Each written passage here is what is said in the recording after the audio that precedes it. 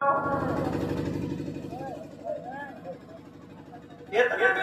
میاں آ گئے، بزرگ آ گئے، بولے کیا بات ہے؟ بولے جھگڑا یہ چل رہا۔ چچا میاں بولے 9,000 میں نپٹاؤ، کام چھوڑو۔ فیصلہ کر دیا 9,000 میں نپٹاؤ، یہ تو ان کا ہفتہ دے دو۔ اور چچا میاں سے یہ پوچھو تم نے کون سی کتاب میں پڑھا ہے کہ 9,000 چور چوری وہاں کا؟ جی ذرا سوچو اور کرو۔ اتنے میں دولہا میاں کے ابا آ گئے۔ کیا بات ہے؟ بولے 9,000 میں طے کرے۔ بولے نا آج شادی کا دن ہے، خوشی کا دن ہے، پورے 10,000 نکال دیں۔ 1 روپیہ بھی کم نہیں، خوشی کا دن ہے۔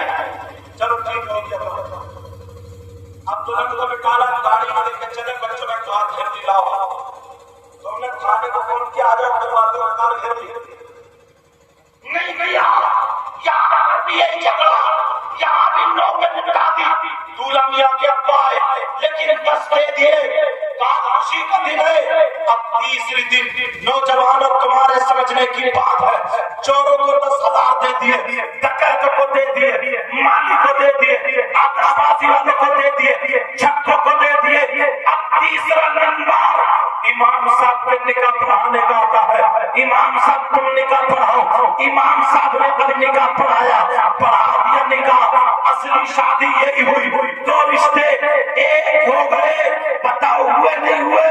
رشتے ازدواج میں منسلک ہو گئے، لڑکی لڑکا میاں بیوی ہو گئے۔ دولہا کے امام صاحب کے نکاح پڑھانے کی وجہ سے اب مجھے بتاؤ، امام صاحب نے نکاح پڑھایا، امام صاحب سے پوچھا امام صاحب تم بتاؤ، تو امام صاحب نے کہا 10,000۔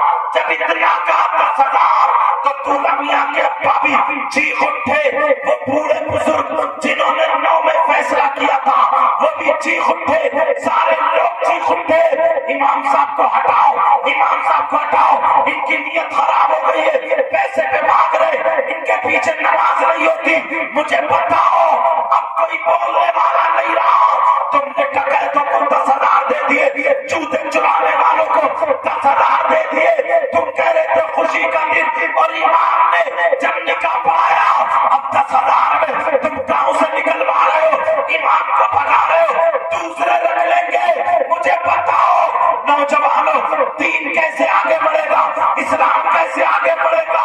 ہمارا قرآن کیسے آگے بڑھے گا؟ تمہیں میدان میں آنا پڑے گا، ساری رسمیں ختم کرنی ہوں گی، اور یہ کہنا ہوگا ڈھول یہاں نہیں بجے گا، آتش بازی یہاں نہیں پھوٹے گی، بینڈ باجا یہاں نہیں بجے گا، کوئی ناچے گا نہیں، اگر ہوگا تو ذکر